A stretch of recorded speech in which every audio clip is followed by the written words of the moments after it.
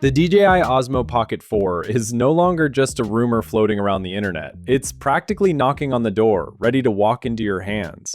What started as a few quiet leaks has now exploded into full retail sightings, and honestly, it feels like DJI forgot to keep this one a secret. Let's start with what's making everyone raise their eyebrows. The camera is already sitting in stores. Not prototypes, not mock-ups, actual retail-ready boxes. The Creator Combo version has been spotted fully packaged, complete with accessories, sealed boxes, and everything you'd expect if you walked in and bought one today.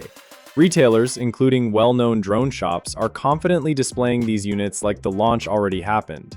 At this point, the only thing missing is DJI officially saying, "Yep, it's out." Of course, the Creator Combo is where things really shine. This isn't just a camera in a box, it's a full kit built for serious creators.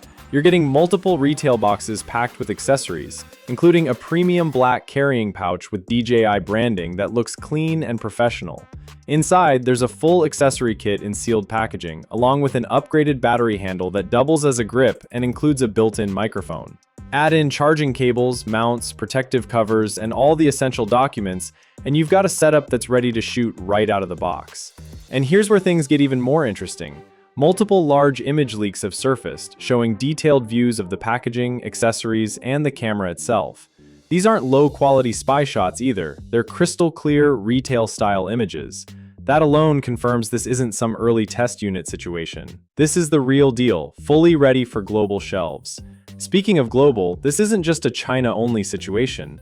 The standard version of the Pocket 4 has already made its way to international retailers, which tells us DJI has completed its distribution phase. If you've followed DJI launches before, you'll recognize this pattern. The same thing happened with the Avatar 360. Products quietly appeared in stores before the official announcement dropped. So yeah, history is repeating itself. Now let's talk timing, because this is where things get exciting. All signs are pointing toward April 20th, 2026 as the big day. Retailers are reportedly preparing to ship and deliver units on that exact date. While DJI hasn't officially confirmed the announcement yet, it would be pretty surprising if they waited any longer. Realistically, the official reveal will likely happen on or just before April 20th. So if you've been saving up or refreshing YouTube for reviews every 5 minutes, your moment is very close. Now let's get into the specs, because this is where the Pocket 4 starts flexing. It's equipped with a 1-inch CMOS sensor capable of capturing 50-megapixel photos, which is a big deal for a camera this small. Video recording goes up to 6K at 60 frames per second, pushing it into serious filmmaking territory. And stabilization? DJI is introducing a new 4-axis magnetic stabilization system, which sounds like overkill in the best way possible. The camera also features a 2-inch rotatable touchscreen, making it easier to frame shots whether you're vlogging, filming vertically, or getting creative with angles.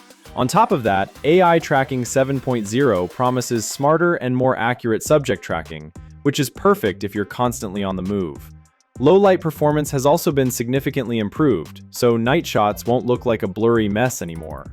As for pricing, the standard version is already available in China for around $499, while the Creator Combo is expected to land somewhere between $649 and $749.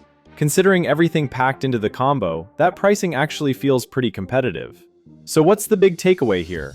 This is one of DJI's most heavily leaked products ever, and at this point, it's basically already launched without being officially launched. Retail availability before an announcement is a huge signal, and all signs point to a global rollout that's fully locked and ready. Now the real question is, are you planning to grab the Creator Combo, or are you sticking with the standard version? Finally, a big problem with the Mini 5 Pro. Watch till the end for all details.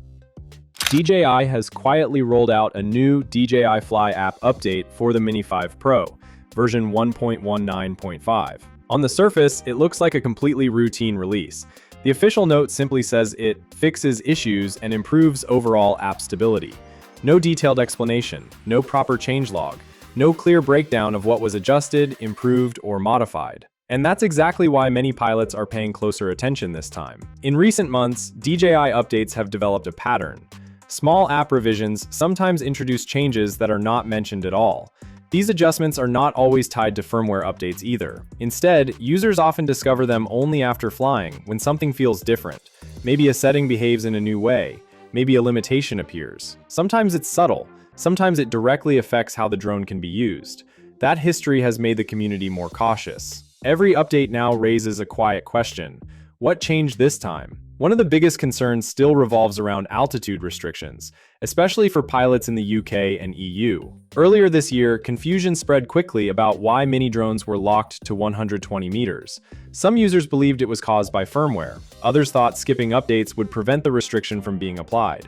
But eventually, it became clear that the limitation is entirely location-based. It is not firmware dependent. The same drone can have different altitude options depending on where it is flown. In the UK and EU, the maximum altitude remains locked at 120 meters. In the United States, higher altitude settings are available on the exact same hardware. No firmware change is required to switch between these rules. The restriction depends on geographic positioning. With version 1.19.5, nothing has changed in that regard. The 120-meter cap is still firmly in place in the UK and EU. The Request Higher Limit option is still visible in the app, but it does not function. Declassification remains disabled. Scanning for updates or adjustments makes no difference. For those hoping this update might ease altitude frustrations, it does not. The frustration runs deeper than just a number. UK and EU drone law limits flights to 120 meters above ground level, not above the takeoff point. That difference matters, especially when flying on hills, slopes, or mountainous terrain. Legally, a pilot can remain compliant while climbing terrain. But DJI's software enforces a stricter interpretation, effectively blocking certain terrain-based flights that could otherwise be lawful. This gap between legal allowance and software enforcement has sparked ongoing debate. Many pilots feel that software control is now shaping the flying experience more than the regulations themselves. So what does version 1.19.5 actually bring? There are some small interface improvements. On-screen shortcuts are now quicker to access. Sensor toggles feel slightly easier to reach.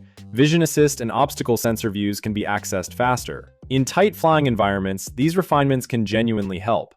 Quick adjustments matter when navigating narrow spaces or reacting to sudden obstacles. These tweaks improve day-to-day usability, even if only slightly. However, not everything feels polished. Some overlapping icons are still present in certain modes. A few features appear unfinished or placed in awkward positions. Interface layering problems remain, especially when cruise control is active. Certain functions still block others unless a mode is manually canceled first. Instead of feeling streamlined, the app can feel cluttered. For a product positioned as premium and professional, the software experience still lacks a sense of refinement. The RC2 controller continues to be another weak point.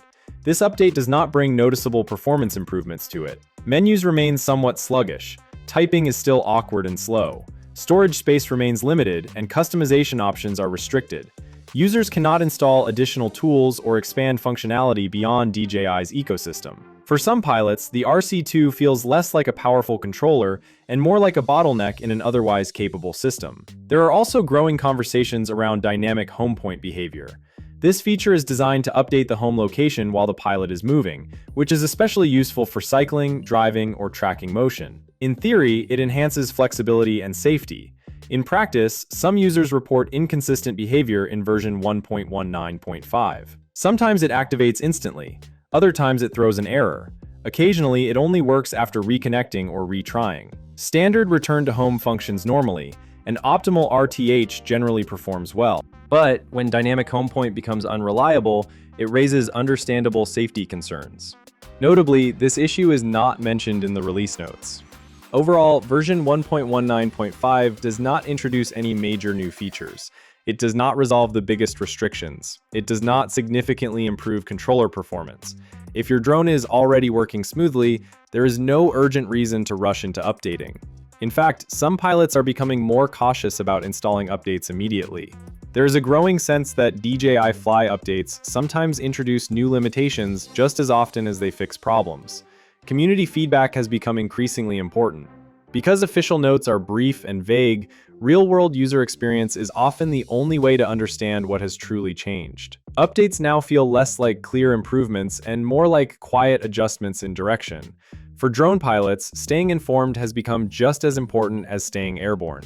Software is no longer just a background tool, it actively shapes what your drone can and cannot do.